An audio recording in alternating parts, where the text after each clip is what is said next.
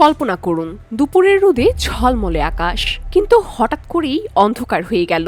না সূর্যগ্রহণ নয়, না কোনো ঝড়, পুরো আকাশ ঢেকে গেছে হাজার হাজার কালো পাখির ডানায়। ঠিক এ দৃশ্যটাই দেখা গেছে মধ্যপ্রাচ্যের শক্তিধর দেশ ইসরায়েলের রাজধানী তেল আবিবে। কিন্তু প্রশ্ন হলো, এটা কি শুধুই প্রকৃতির খেলা, নাকি এর পেছনে লুকিয়ে আছে বড় কোনো অশনি সংকেত? যখন একদিকে ইরানের সঙ্গে উত্তেজনা চরমে, ঠিক তখনই এমন অস্বাভাবিক ঘটনা যা ভাবিয়ে তুলেছে পুরো বিশ্বকে।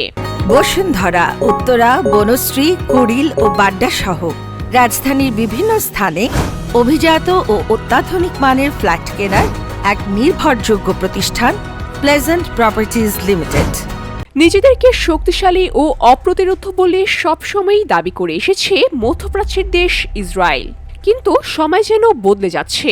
ইরানের সঙ্গে উত্তেজনা যখন চরমে, তখনই শুরু হয় এক ভয়ঙ্কর পাল্টা চিত্র। ইরানকে দুর্বল করতে গিয়ে উল্টো নিজেদেরই বিপদ ডেকে নিয়ে এসেছে বেনিয়ামিন নেতানিয়াহুর নেতৃত্বাধীন বাহিনী, এমনটাই মনে করছেন অনেক বিশ্লেষক। আকাশে ধেয়ে আসছে একের পর এক মিসাইল, শহরের পর শহর কেঁপে উঠছে বিস্ফোরণের শব্দে। আর সেই দৃশ্য অনেকের চোখে মনে করিয়ে দিচ্ছে ধ্বংসস্তূপে পরিণত হওয়া গাজা শহরের দিকে। কিন্তু সবচেয়ে ভয়ঙ্কর ঘটনা ঘটল এরপরই। রাজধানীর তেল আবিবের আকাশ হঠাৎ করেই ঢেকে গেল অদ্ভুত এক অন্ধকারের মধ্যে। না, এটা কোনো মেঘ ছিল না, না ছিল ধোঁয়া। হাজার হাজার কালো কাক ডানা মেলে পুরো আকাশকে ঢেকে দিল এক বিশাল ঝাঁক, যেন কোনো অদৃশ্য শক্তির নির্দেশে এক জায়গায় জড়ো হয়েছে। বিশেষ করে আজরিয়েলি টাওয়ারের উপর দিয়ে যখন তারা ঘুরছিল, তাদের কর্কশ ডাক আর অস্বাভাবিক আচরণে আতঙ্ক ছড়িয়ে পড়ে চারদিকেই। মানুষ থমকে দাঁড়ায়। অনেকে বলে এটা কোনো অশুভ সংকেত নয় তো।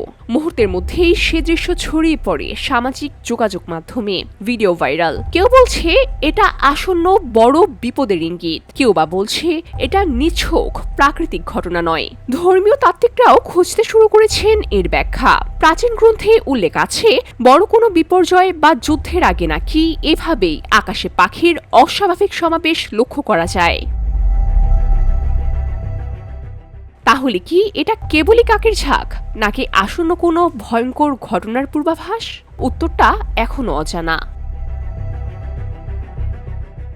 ভিউরি বাংলা নিউজ ডেস্ক।